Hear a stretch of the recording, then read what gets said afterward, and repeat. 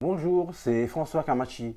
Toute l'équipe de l'EDSA et moi-même sommes heureux de vous faire découvrir le nouveau décor de Studio 440. Pour ce premier numéro, notre équipe s'est rendue à Dioré pour faire un point suite aux manifestations des 24 et 25 mai derniers. Je vous laisse découvrir ce reportage et je vous retrouve tout de suite après.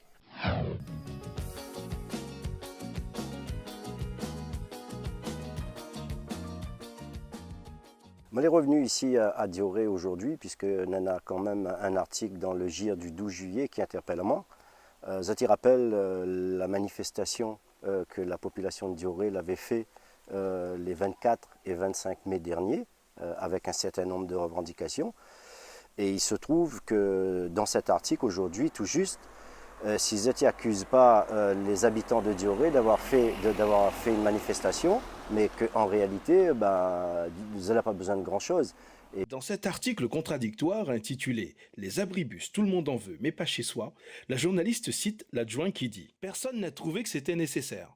Personne n'en veut près de chez lui. » Ou encore « Les abribus sont vus comme des repères de fêtards nocturnes. » Ils trouvent ça assez méprisant pour la population. Et c'est pour ça que moi, je suis venu aussi revoir un petit peu la population aujourd'hui. Parce que s'agissant du sujet que Zeti aborde, notamment de l'abribus, la population avait demandé un abribus pour que les matins, les marmailles les protégeaient de la pluie, notamment.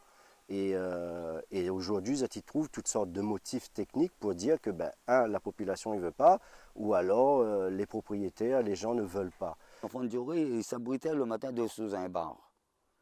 Il y a de la pluie, ils sont sous un bar. Imaginez-vous un enfant de 14 ans, 12 ans, attendre un bus dans un bar, où il y a les gens en train de boire, fumer. On a trouvé 2 ou 3 endroits, je fait convoquer les propriétaires. Il y avait M. Sinariti et M. Viraille qui a fait le tour avec nous.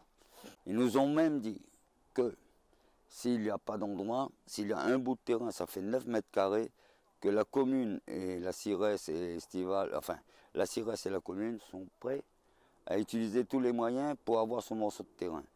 C'est-à-dire payer les 9 mètres carrés. Arrivés devant le propriétaire, ils ont dit « Ah ben il faut nous le donner gratuitement ».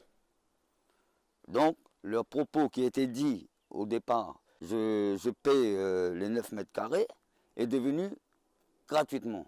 Déjà, ça, c'est parti à l'eau jusqu'à maintenant. L'abribus, il fait je ne sais pas combien d'années, il demande, voilà quoi, elle l'a jamais eu, partout Nena, et nous voilà en train de faire des travaux partout, et ici... Et concernant l'ensemble des revendications, on en est où exactement aujourd'hui? Les manifestations des 24 et 25 qui portaient sur un certain nombre de revendications, un peu comme partout dans les quartiers à Saint-André que les abandonnés, le CAS, la cité, les caniveaux que les pas nettoyés, le terrain de foot. Enfin bref, tout ça elle a été balayé d'un revers de main. Aujourd'hui, on a du mal même à joindre les référents que la Danazot numéro de téléphone. Hein, il paraît que ça ne répondent plus.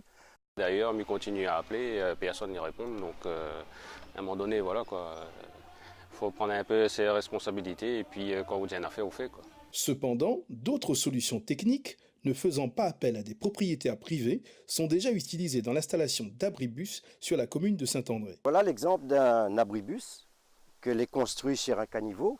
Donc l'histoire de dire qu'il faut l'autorisation de propriétaire, c'est totalement faux, c'est un prétexte pour ne pas faire.